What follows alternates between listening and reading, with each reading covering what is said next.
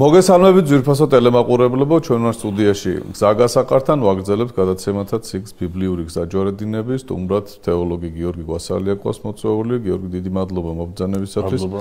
მაყურებელს შევახსენებ, რომ ჩვენ საუბრობთ უკვე ელისე წინასწარმეტყველის ეპოქაზე, წინა გადაცემაში ვისაუბრეთ ელისეს მოწოდების შესახებ, ელიამ როგორ მოუწოდა ელისეს, რომ შემდგარიყო აი ამ მოღვაწეობის გზაზე და დღეს გვექნება გაგრძელება აი ამ თემის შესაბამის საკითხავებით თქვენ შეგიძლიათ წაიკითხოთ მესამე მეფეთა მე-20 თავში. გიორგი, ჩვენ ალბათ საინტერესო ადგილი გვაქვს გასარჩევი აქაბისა და ბენედადის შეპირისპირებაზე. ეს საბრძოლო დაპირისპირება არის. და რაღაც უცნაურად იწყება ბენედადი შემოუთვლის ძალიან კაბალურ პირობებს და აქაბი თანხდება. თავიდან თანხდება. ხო, თავიდან თანხდება. აქაბი საშინელი პირობები არის, შენი ცოლი, ცოლები, ჩემი ცოლი იქნება, შენი ქონება, ყველაფერი ჩემი იქნება და ეს თანხდება ამ სულ ყველაფერს. ანუ გამოდის, რომ ბენედადი ძალიან ძლევამოსილი და ესეთი ძლიერი ჯარით აპირებს ისრაელზე თავდასხმას და აქაბს სხვა გამოსავალი არ აქვს. თუმცა მერე მან ცვლილებები არის აი ამ დამოკიდებულებაში. დავიწყოთ ხრობა და ვნახოთ რასთან გვაქვს საქმე. გეთანხმებით, მამანდრია, როდესაც დამასკოდან ჩამოდის სამარიაში, ანუ სირიიდან ჩამოდის ისრაელში. შემაშფოთებელი შეტყობინება განაზრახის შესახებ, რომელიც ბენედადს აქვს. ისრაელს სრულიად გათვითცნობიერებული აქვს ის საფრთხე, რა საფრთხეც მის ჩრდილოეთით ხდება. აქ მარტო სირიაზე არ არის საუბარი, აქ სირიის ჩრდილოეთით კიდევ ასურეთის იმპერია უკვე ნელ-ნელა ძალიან დიდ ძალებს იკრებს და მთელი ინტერესი, მთელი იმედი აქაბს გადატანილი აქვს სამხრეთის დახმარებაზე და შესაბამისად ჩანს იქ მეორე მომენტი იქნება, როდესაც მეფე იოსაფატი ჩადის, მერე იუდას მეფე ჩადის იმაში, რა ქვია, ისრაელში და აქ არ ჩადის და ჩანს იოსაფატს არ ცალია ამ დროს აქაბისათვის, ანუ იუდას არ ცალია ისრაელისათვის და ისრაელს ჭირდება დროის მოგება ჭირდება, რომ რაღაცა გამოსავალი იპოვოს შექმნილი მდგომარეობიდან და ჩანს ბენედადი შვება, რა ქვია, სარგებლობს იმ ეკონომიური კრიზისით, რომელიც ისრაელში იყო შექმნილი 3 წელიწადნახევრის განმავლობაში და სურს ეს გამოიყენოს დროზე სათავისოდ, ვინაიდან მისთვისაც არ არის სასურველი მზარდი ძლიერება ასურეთისა, რომელმაც შეიძლება სრულიად წარმატებით პლაცდარმად გამოიყენოს ისრაელი მის საწინააღმდეგოდ. ამიტომ ეს პრობლემა დროზეა მოსაგვარებელი და გარკვეულწილად ხედავს ბენედადი ამის საშუალებას სწორედ აქ და ამ დროს. სხვა გამოსავალი არ აქვს, აქავს მან უნდა უპასუხოს მორჩილებით და დრო მოიგოს და ეს მოჩვენებით. ანუ ეს არის მხოლოდ რაღაცა მანევრი. ხო, მანევრი. არც აპირებს ამის გაკეთებას. დროის მოგება. დროის მოგება უნდა, თავისთავად ცხადია, დროის მოგება უნდა, მაგრამ ამას მიუხვდება ბენედადი, სწორედ დროს იგებს ამას. ხო, ჩანს, რომ ისეთ რამე შემოუთვლის მერე, რომ ფაქტიურად უნდა რომ ეს სიტყვა შეასრულებინოს. ხო, ანუ ფაქტის წინაშე დააყენებს და ასე იგი თუ აქაბი ამას უთხრათ მაყურებელს რა შემოუთვალა პირველად და მერე რა შემოუთვალა მეორედ. რომ პირველად შემოუთვალა რომ ესე იგი უნდა დანებდეს, ანუ შენი ცოლები ჩემი ცოლებია, შენი ვაჟები ჩემი ვაჟებია, შენი ვერცხლი ჩემი ვერცხლია, ანუ თლიანი ყველაფერს წავიღებ რაც მომეწონა. ხო, და შემდგომ უკვე როდესაც თანხობას მიიღებს ამაზე, ანუ ფორმალურ მორჩილებას გამოაცხადებს აქაბი, ფორმალური მორჩილება არ ჭირდება ბენედადს, ეთქოს რომ ჩამოვა ჩვენი ენაზე რო ვთქვათ კომისია, ანუ ჩამოვა ელჩობა გაჩხრიკავს მის სახლს და რასაც მოეწონება ხელს დაადებს და წაიღებს, ანუ თუ თანახმა ხომ უნდა გამოატანოს.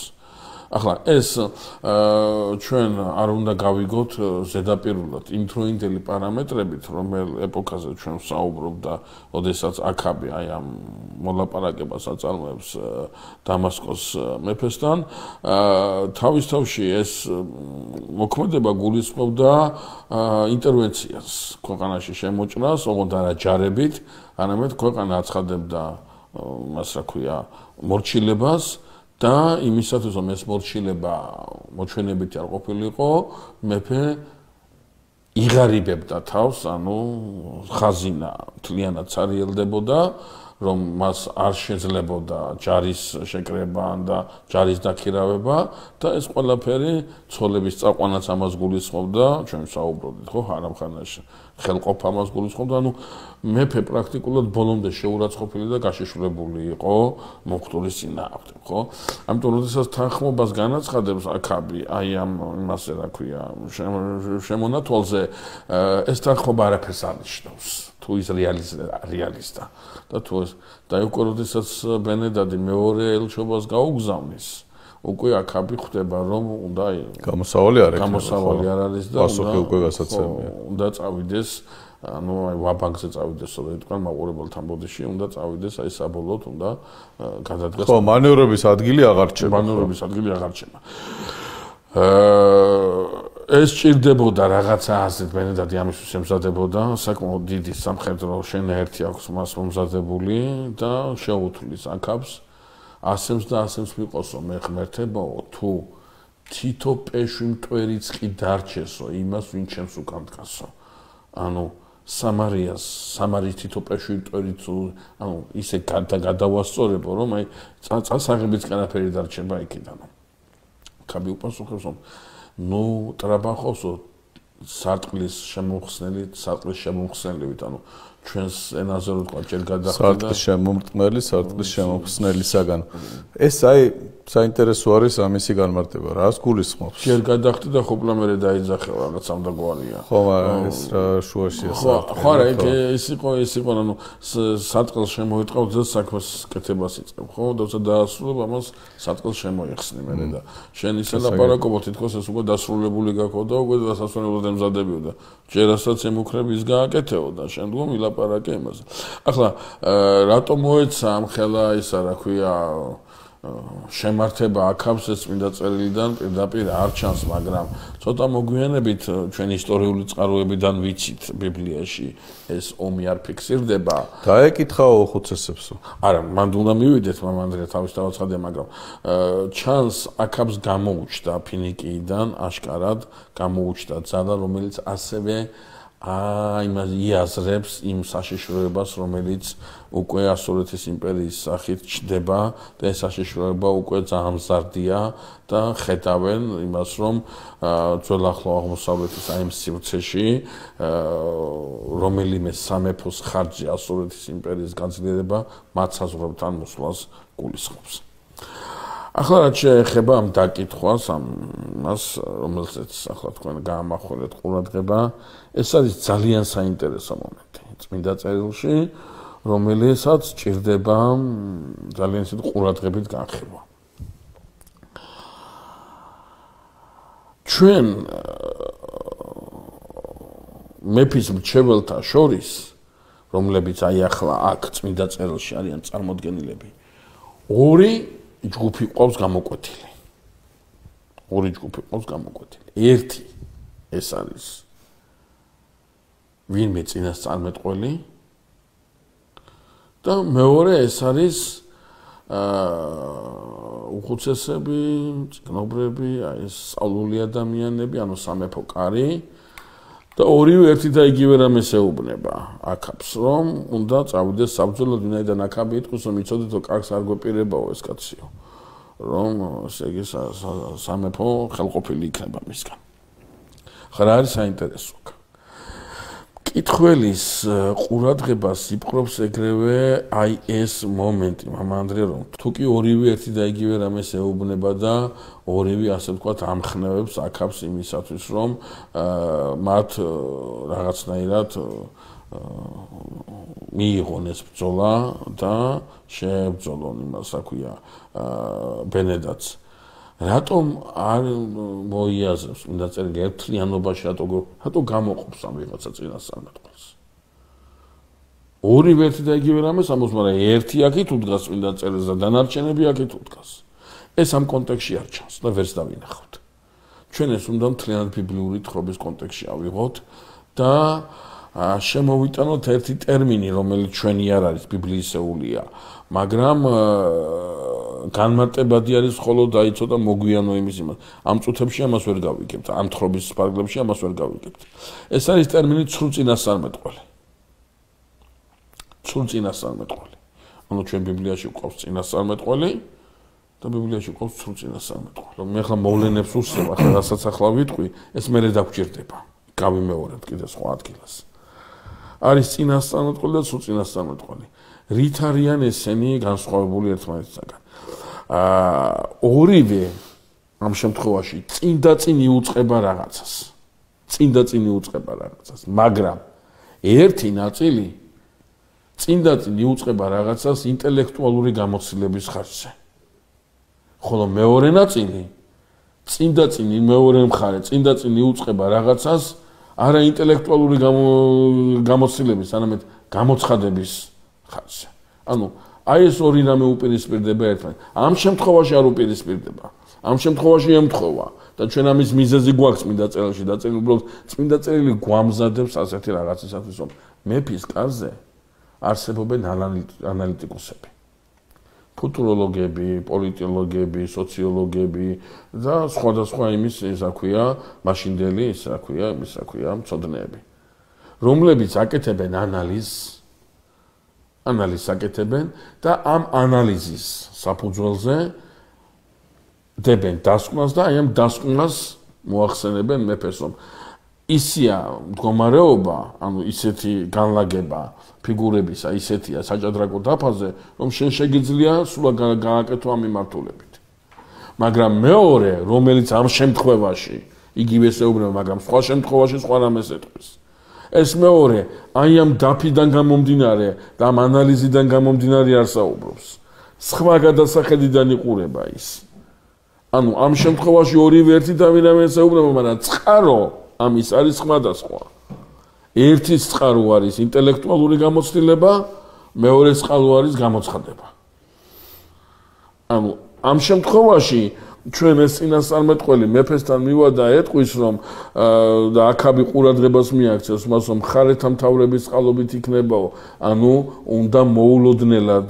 გავიდნენ ქალაქიდან ანუ ქალაქში ჩაკეტილები რო არიან თავდასხმა საკეთელოდებიან ხო გამაგრებულია ქალაქი არა ისრაელი პირიქით უნდა მოიქცეს უნდა გახსნას კარი და უნდა გავიდეს ეს იქნება მათი გამარჯვება და მოულოდნელი თავდასხმის ხარჯზე უნდა მოიქცეს ეს წინასწარმეტყველი ამას ურჩევს იმას აქვია აქაბს რომ აი ასეთი სტრატეგიით იმოქმედოს.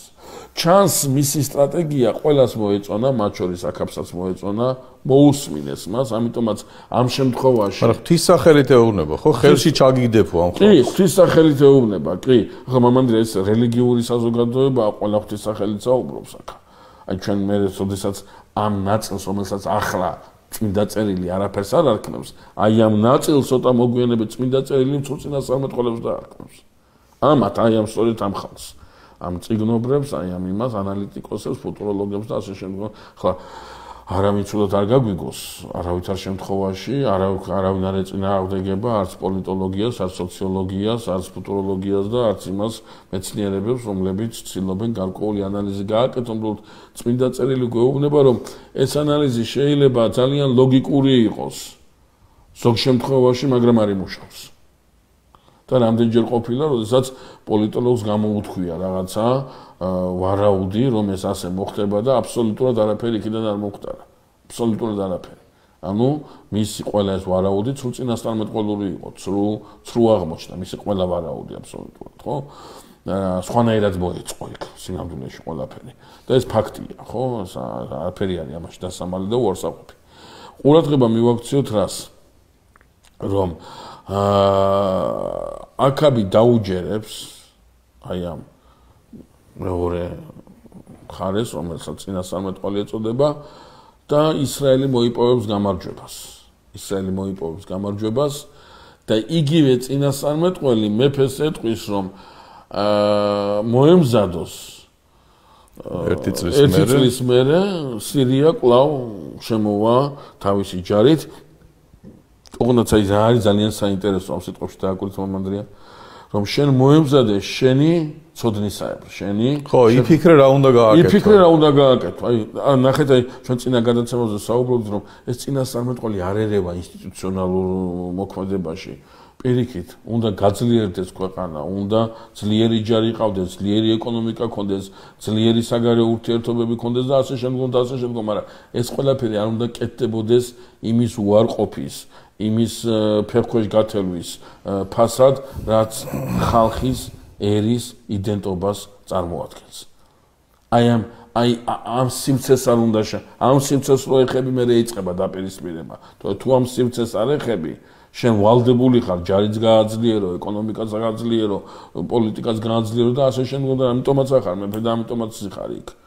ამას არ ეწინააღმდეგება აქ არავინ.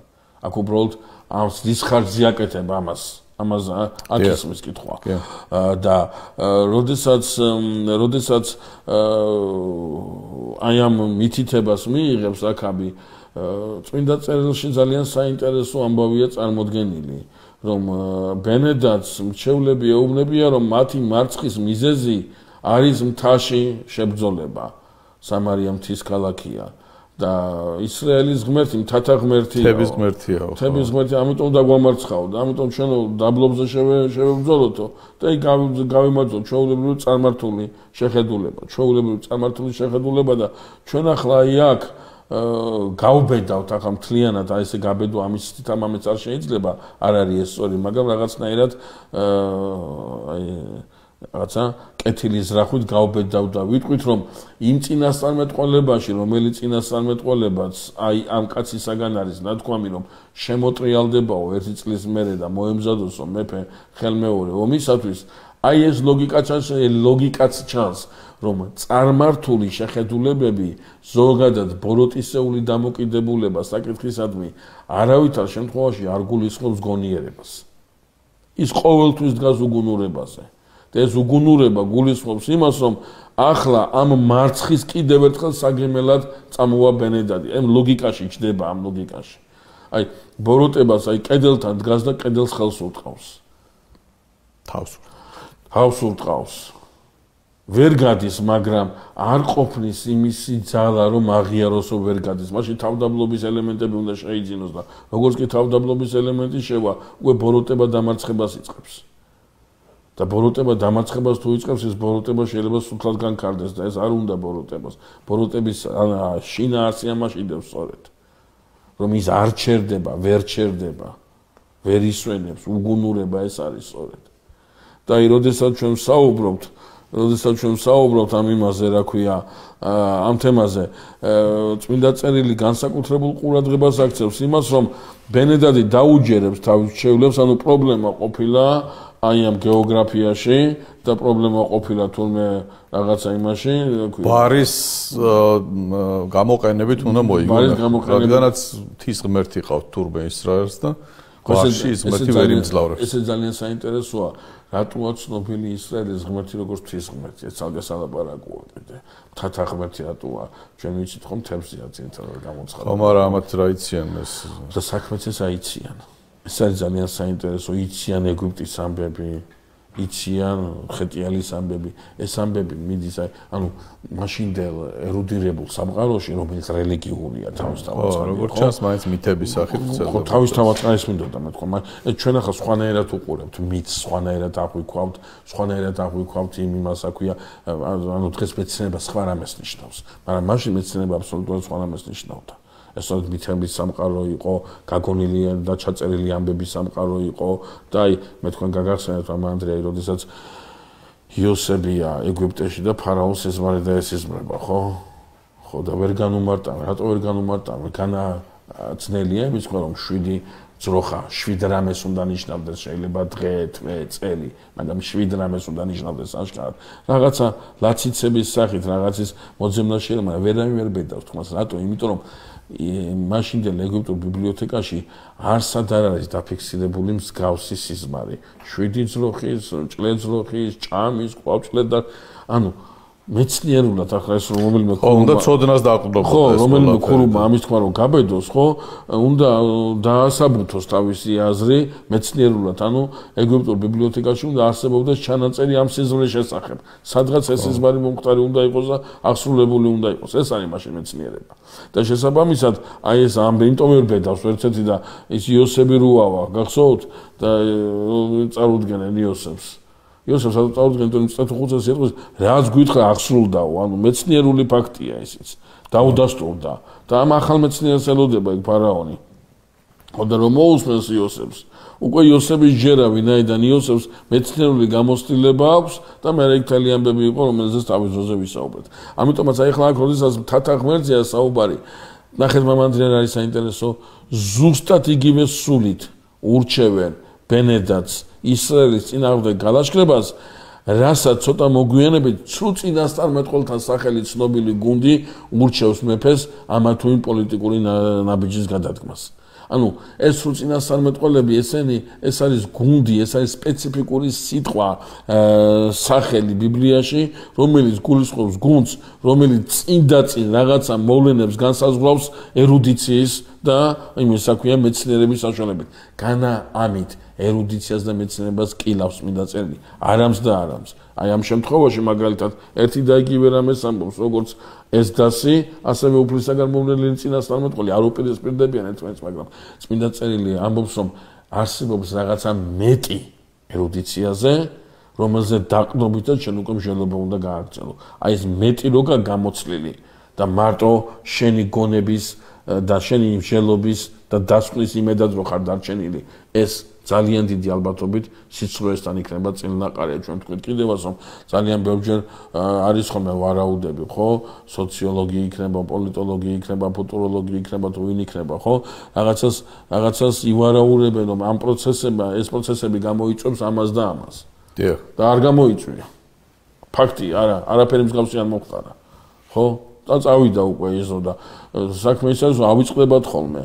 რომ რამდენჯერ რაღაცა ივარაუდა, იმდენჯერ რამდენი რამე არ მოხდა და მაინც ესე იგი მისი ანალიზი შეიძლება იყოს სარწმუნო, ხო? ამიტომ განა მის მეცნიერულ და მის იმას აქვე ერუდიციას ეჭვის ქვეშ ვაყენებთ, არამს და არამს, არა წმინდა წერილი ამბობს, რომ იმისათვის რომ ის რეალიზებადი იყოს, მხოლოდ ერუდიცია, მხოლოდ ადამიანური გონება არ ყოფნის, რაღაცა მეტია, სხვა ხედვაა საჭირო, მეტი ხედვაა საჭირო და ეს უფლისაგან მოიწება სწორედ. მეორე ომი გაიმართება ასევე ისრაელის წარმატებით, დასრულდება ისრაელის წარმატებით და იმდენად ძიმია მარცხი ბენედათის სამხედრო შენაერთებისა, რომ ის ჩაკეტილია ერთ ოთახში და უბრალოდ ლოგიკურად ელოდება სიკვდილს, დასასრულს ელოდება და საოცარ ამბავს გვიყვება წმინდა წერილი, როდესაც ბენედათის მორჩილები მიდიან. გიორგი, ერთი წუთი შეგაწყვეტინებ. მოდი არ გამოვტოვოთ ის ადგილი, რომ აქაც წინასწარმეტყველი ჩნდება აქაბთან. და ეუბნება რომ რადგანაცო ღმერთის სიტყვა ესეთია, რადგანაც მათ უთქვესო, რომ ბარშიო ისრაელის ღმერთი ვერ მძლავრობსო, ხო, ხელში ჩაგიგდებო მათო. იგი ამ აბსოლუტ დიდი მადლობა მამამ. თან მანდ ეს არის დაფარაო ველიო, ანუ ძალიან ბევრნი არიან. და ესენი რაღაცა ცირე ორ ჯგუფად არიან, ხის ორი ჯგუფივით არიანო განთავსებული. კი, გეთახვეთ მამამდე დიდი მადლობა. ძალთა ბალანსი ჩანს. კი, ეს გამომჩა ნამდვილად, რომ მეორე, ასე ვთქვათ, სამზადისი, მეორე ისევ ორი ჯგუფია წამდგ, ორივე ერთი და იგივე რამეს ეუბნება, მაგრამ ეს წინასწარმეტყველი, აი თქვენი ეს ამით იყო ძალიან მნიშვნელოვანი მამანდრია, რომ ეს წინასწარმეტყველი ხაზს უსვავს. რომ რაღაცა სხვა რამეს უნდა მიაქციოს ყურადღება მეფემ და იმ სხვა რამეზე ეს ხალხი ვერაფერს ვერ ეუბნება, ამას მე გამცნობ შენ. რომ იმიტომ მოგცემო გამარჯვებას, რომ ასე თქვაო, იმან იცოდეს რომ მე ვარ ღმერთიო, მთების ღმერთიც ავარო და ველის ღმერთიც ავარო. ხო. ნახეთ რა არის საინტერესო. აქ იკვეთება, ღვთისძლიერი იკვეთება ამ სიტყვებში. აბსოლუტურად გეთანხმებით.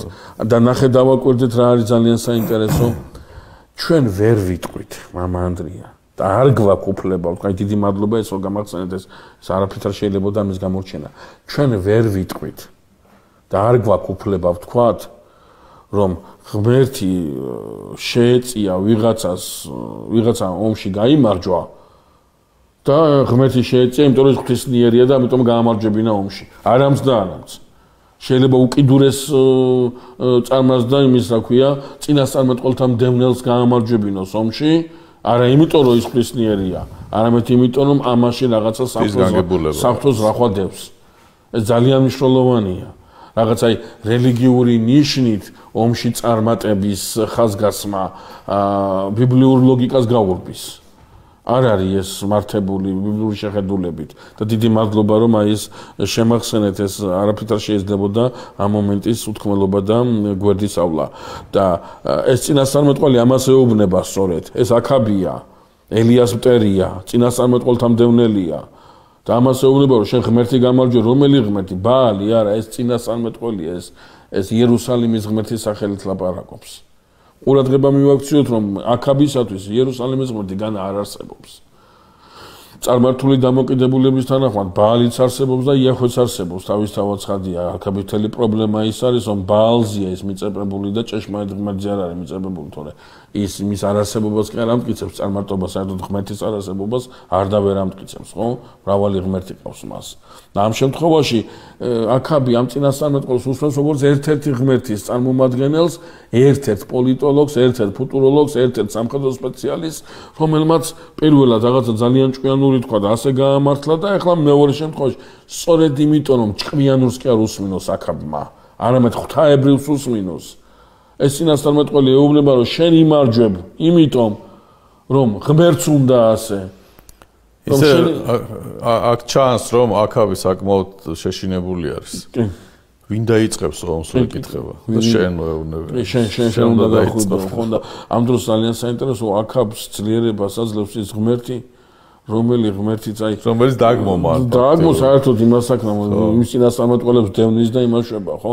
ანუ გარკვეულწილად როდესაც ეს წინასწარმეტყველი მიდის ამ ღმერთის სახელით პრაქტიკულად ეს დისიდენტური მოძრაობა ხვდება ოფიციალურ ხელისუფლებას და ოფიციალური ხელისუფლება იძულებულია რაღაცნაირად დაენდოს, დაეყნოს აი ამ ოპოზიციურ მოძრაობას და წავიდეს და გააკეთოს ის, რასაც ისე უბნება. პრაქტიკულად დადუმებულია მთელი სამეფო, რა ქვია, კარი ამ წინასწარმეტყველის წინაშე.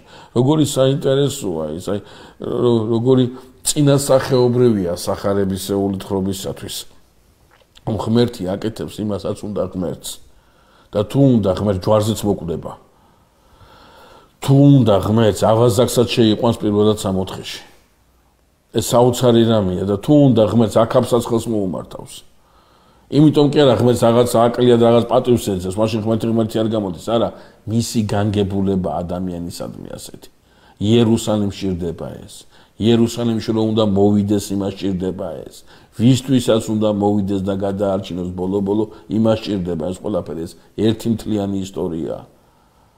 და როდესაც იმას იზავს, რა ქვია, აქაბი გამარჯვებით დაასრულებს თავის აი ამ იმას, რა ქვია, სამხედრო იმას, რა ქვია, ექსპედიციას ჩვენ აქ არ ჩანს, მაგრამ აშკარად აქვს ნათქვამი აი ამ წინასწარმეტყველს იმისათვის, რა ქვია, აქაბისათვის, რომ ბენედატის სიკვდილით უნდა დაისაჯოს. ბენედატის სიკვდილით უნდა დაისაჯოს. გახსოვთ თავის დროზე საულ მეფემ სიკვდილით არ დასაჯა აგაგი ამალეკის მეფე და ცოცხალი დატოვა და სამუელმა მერიამის გამო ხო ძალიან მძიმე შედეგები წინასწარმეტყველად უთხრა ფაქტიურად რაც მე მის ოჯახს უბედურება დაატყდა ამის გამო. ახლა ნახეთ რას აკეთებს აქაბი. ბენედატს ეუბნებიან გაგონილი გვაქვს რომ მოწყალენი არიანო ისრაელის მეფეებიო. თავისთავად ცხადია, აქ არ არის საუბარი მოწყალებაზე, აქ არის საუბარი აი გაჭირების დროს აი ძალიან ახალგონიერი ხდება ადამიანი, სიკვდილის რაღაცა ისიც მოიფიქრებს უცებ რაღაცა ინსტინქტების ყოლობაზე, რომ რაღაცა უცებ გაუსხლდება ხოლმე თითქოს. რომ შესაძლებელია ისრაელს არც ჭირდება დამასკოს მარცხი. და აი აქ ეს იგულისხმება წავალთო და შევთავაზებთო, აი ამ იმას აქვია, შენ თავ შევთავაზებთო, რომ რაღაცნაირად შეგიცოდოს იმას ნიშნავს, რომ გადაამოწმოს იქნება სხვა რამე ჯობია პოლიტიკური სიტუაციისათვის და მართლაც ოდესაც ჯვალოს ჩაესვენ თავზე ბაწრებს დაელაგებენ, ანუ ეს არის გამოხატულება გლოვისა და მინიშნება იმისა, რომ აღიარებენ მარცხს და რო გაიგებს აქაბი ცოცხალიაო, ჩემი ძმა არისო, მომიყვანე თუ აქა და მოიყვანენ ბენდას და თავისი სამეფო პოლიტიკური გათვლით შეინარჩუნებს. ამაშია პოლიტიკა, ამას მინდოდა მე თქვა მამა ანდრია, სწორედ რომ ისრაელს არაფერში არ ჭირდება ახლა სირიის განადგურება. ისრაელისათვის სირია როგორც ბუფერული სივრცე ძალიან მნიშვნელოვანია. ამიტომ აქაბი იღებს უმნიშვნელოვანეს პოლიტიკურ გადაწყვეტილებას, რომ ბენედადი ცოცხალი უნდა დარჩეს და გააგრძელოს თავისი მეფობა, რადგან ისრაელს პოლიტიკურად ბუფერული ზონა აინტერესებს ჩრდილოეთით. ოღონდაც ხელშეკრულებას გააფორმებენ, რომ დამასკოში ვაჭრობის უფლებას იბრუნებს ისრაელი და აი ამ ეკონომიური იმის აქვია ინტერესები ყველაზე მნიშვნელოვანი სწორედ ისრაელს იქნება დათმობილი. და აი აქ, როდესაც უკან ისე მოდის წინასწარმეტყველი. აი აქ უკან როდესაც მოდის, აქაბი წმინდა წერილი ერთ ასეთ სრულიად გაუგებარ ტექსტს გვაწვდის, რომელიც წინასწარმეტყველი თავის მოდასეს, რომელიც ამ დისიდენტურ მოძრაობაში ეთქვის, რომ მცემეო. და როგორია ახლა მოვიდე შენთან მეგობარი მამანდრი და კითხავს მცემე, რატო უნდა გცემო? მიხარ თუმცა აღმოჩნდება ერთი. ხო არა, ხო და ეს უარს ეთქვის. ეს წინასწარმეტყველი ეუბნება, რადგან უარი თქვიო და არ მცემეო, აქედან გასულსო, ლომი დაგლიჭავსო. და მართლაც ამ უბედურს, იმიტომ რომ არ ცემა, უმიზეზოდ არ ცემა ეს წინასწარმეტყველი, დავა და ლომი დაგლიჭავს. ხა დოდავსვათ კითხვა რა დააშავა, ამ გასვა პასუხი მარტივ, არ ვიცი, მე ვერ პასუხობ ამას. მაგრამ რაღაცა დევს ეთყობა აი ამ საწინასწარმეტყველო დასში, წინასწარმეტყველთა დასში იყო რაღაცა იერარქიული, რაღაცა ნორმა იყო, ხო, რომლის უგუგტებაც პრაქტიკულად ძალიან მძიმე დანაშაულს უკავშირდებოდა. და მეორესთან მივიდა ეუბნება მცემეო და ეს მეორე, არ ვიცი პირველის მაგალითი გონდა გათვალისწინებული თუ რა, აიღებს და კარგად დაჟეჟავს ამ იმას ამ წინასწარმეტყველს, ისე რომ აი დასიებული აქვს თვალა, ჩალურჯებულია და ძალიან მძიმე სანახავია. თვითონ ეს წინასწარმეტყველია საინტერესო. თავს აცემინებს. ანუ წყლულებს თავის თავზე აიღებს, იმ წყლულებს, რომელიც წყლულებითაც უნდა დაწყლდეს ისრაელი ცოტა ხანში. აი წინასახეობრივია რომ მაცხოვარმა იტვირთ აი მთელი მსახურება ჩვენ ამაზე რომ საუბრობთ ჩვენ სულ ქრისტესგან სულ ამისკენ უნდა გქონდეს ეს მთელი თავის თავზე აიყო მაცხოვარმა ყველაფერი იტვირთა მაცხოვარმა და ჯვარზე აიტანა ეს ძალიან მნიშვნელოვანია და აქაბი გამარჯვებული და გამხიარულებული მოდის იმაზე რა გვაერის სწავლა აქაბ აი ყველაზე მნიშვნელოვანი აი გუნდა თქვა რომ აქაბისათვის ეს გამარჯვება აქაბის გამარჯვება ხო, ანუ ის დაავიწყდა რომ წინასწარმეტყველმა აქ არ არის საუბარი იმაზე. აი გაიმარჯვებს, შენ დაიწყე ომი და დაავიწყდა რომ შინო ომის დაწყება. ეს ყველაფერი ხო, ეს აქაბისათვის რა არის? ის აქაბისათვის არის მისი წარმატებული პოლიტიკის პატარა ჩავარდნის მერე კლავაყოვების პერიოდი დაიწყო. ის ამას არ აქცევს ყურადღებას აქაბი რომ ეს ღმერთმა გააკეთა აბსოლუტურად სხვა რამისათვის და არა იმიტომ რომ აქაბი ის არ გვია რაღაც განსაკუთრებულად დიდია და წარმოადგენია დიდად წარმოსადეგია ამ შემთხვევაში. აი ეს არ ახსოვს. და რამდენჯერ ყოფილვარ ჩვენ ამ დღეში. რამდენჯერ ყოფილვარ ჩვენ აქაბისთან მდგომარეობაში, როდესაც წელგამართული არიან რომ ამას კი გვეუბნება, ალბათ წელგამართული და გახარებული ქრისტიანი საზოგადოება გახარებული. ნუ ხის არის საქვია, დაღვრემილი და ის აქვს ჩამოწეული ქრისტიანი არ არსებობს, უხარია იმას. ნუ ქრისტიანია და უხარია ეს ყველაფერი და წელგამართული დადის ასე ქრისტიანი ყოველთვის.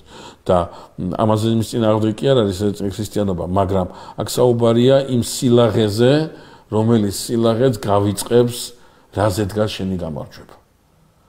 და აქ საინტერესო თემა შემოდის. რომ ყველა გამარჯვების უკან მარტო მადლიერება კი არ დგას, პასუხისგებლობას დგას. გამარჯვებაში რაღაცა პასუხისგებლობას განიჭებს. რაღაც სხვა მსახურებისაკენ მოგიწოდებს. და ეს ძალიან მნიშვნელოვანია, ეს უნდა გქონდეს ყველას გააზრებული. ყველა გამარჯვებულს უნდა გქონდეს ეს გააზრებული. და აი აქ, აი ამ მომენტში, როდესაც ეს გალაღებული აქაბი მოდის, წინ დაუხვდება ვიღაცა კაცი, გადმოხვდება სახი აკრედიტი ჩამოფარებული და მეფეს სამართალს თხოვს. და ასეთი წესი იყო საერთოდ, აი თუ კი მოახერხებდა ადამიანი ამას, ხო? მეფე მწყალობას ავლენდა და მოусმენდა. მას სამართალს განუგებდა. დღევანდელ დღემდე ესეა თუ კი დითარამდების პირთან მისვლას მოახერხებს ვინმე, თავის გასაჭირს მოუყვება ხოლმე და ისიც უსმენს, რადგან ამან მოახერხა აქამდე მოღწევა.